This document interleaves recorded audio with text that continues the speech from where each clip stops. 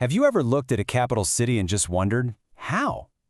How did this specific spot, out of all the possibilities, become the heart of a nation?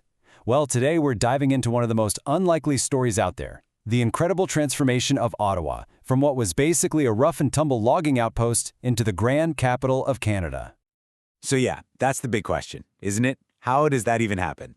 This is the core of our whole story. And let me tell you, it's a journey packed with intense political fights, a completely surprising decision from a queen, and a vision that literally built a nation's identity right out of stone. Before Ottawa was, well, Ottawa, it was a little place called Bytown. And believe me, nobody with any power wanted to go there. The battle to pick Canada's capital was so vicious, it almost tore the young country apart before it could even get on its feet. To really get the drama, you have to see just how chaotic things were. For years, the capital was a political hot potato. Seriously. It started in Kingston, then it moved to Montreal, where the parliament buildings were literally burned to the ground by an angry mob. After that, they settled on this bizarre plan of switching back and forth between Toronto and Quebec City. Can you imagine packing up the entire government every few years? It was a mess. Expensive, inefficient, and nobody liked it. This quote, wow, it just says it all, doesn't it? This is exactly how the politicians and officials saw Bytown back then.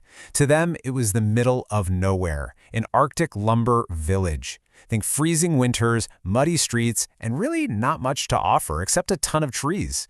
The idea that this place could become the capital was, for most people, an absolute joke. So after years of bickering and getting nowhere, we're talking over 200 votes that ended in a stalemate, the politicians were just done. They were exhausted. No city could get a clear majority. So in a move that seems wild today, they basically gave up. They punted the decision all the way across the Atlantic and asked Queen Victoria to sort it out for them. Now you'd think a decision from the Queen would be the end of it, right? Nope. She chose Ottawa, probably because it was in a good defensive spot, far from the US border, and was a nice compromise between English and French Canada. But even then, the fight wasn't over. An opposition motion actually overturned her choice. But then came this crazy, brilliant political chess move called the double shuffle. The pro-Ottawa government resigned, let their opponents take over for about 5 minutes before they failed, and then swept right back into power.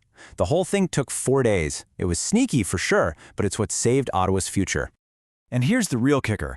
After all that drama, the royal decree, and the slick political moves, the final vote to make Ottawa the capital passed by a margin of just 5 votes. 5!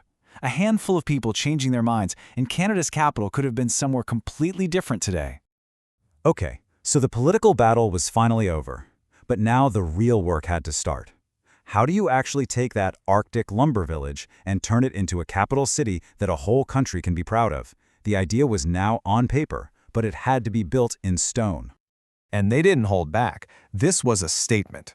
The government didn't just build some office buildings, they built a castle for democracy. They chose this grand Gothic revival style to look like the great parliaments in Europe. And get this, at the time, it was the single biggest construction project in all of North America. It was a massive, bold plan to show strength, permanence, and history. But just as the city was finding its footing as the capital, disaster struck. A fire ripped through the center block, the very heart of Parliament. By morning, almost everything was just a smoldering ruin, except for the stunning Library of Parliament.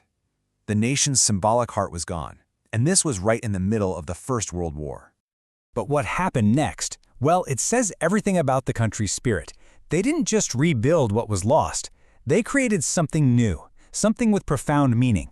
The new building was crowned by the Peace Tower, a memorial to all the Canadians who had died in the war.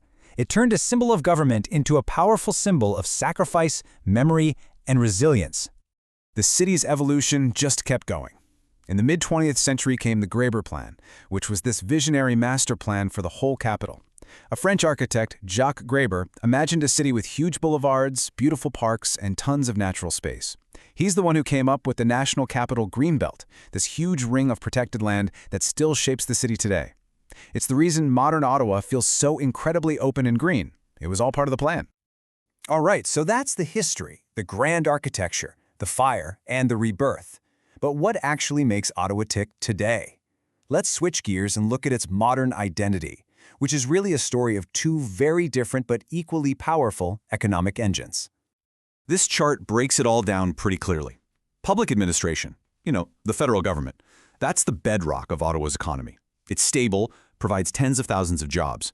But then look at that second huge slice, professional, scientific, and technical services. That's the city's high-tech sector. That's the dynamic, innovative engine that's really driving a lot of the growth. You've probably heard the nickname Silicon Valley North, right? Well, for decades, Ottawa has been a legit powerhouse of innovation. It all started with telecom giants like Nortel and Mitel, and that legacy is still going strong with global success stories like Shopify, which, was founded right there. That whole tech scene gives the city a totally different vibe from your typical government town. And the result of all this? Incredible growth. Remember that tiny lumber town? Well, today, Ottawa is a city of over 1 million people. It's now the fourth largest city in the entire country, a major urban hub that has definitely left its small-town reputation in the dust. But, a city is way more than its economy or its monuments. What's it actually like for the people who live there? Let's look past the official buildings for a minute and explore the city's really diverse and vibrant communities.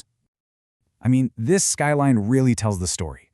You can see the historic majesty of the Parliament buildings and the famous Château Laurier Hotel sitting right next to these sleek, modern glass towers.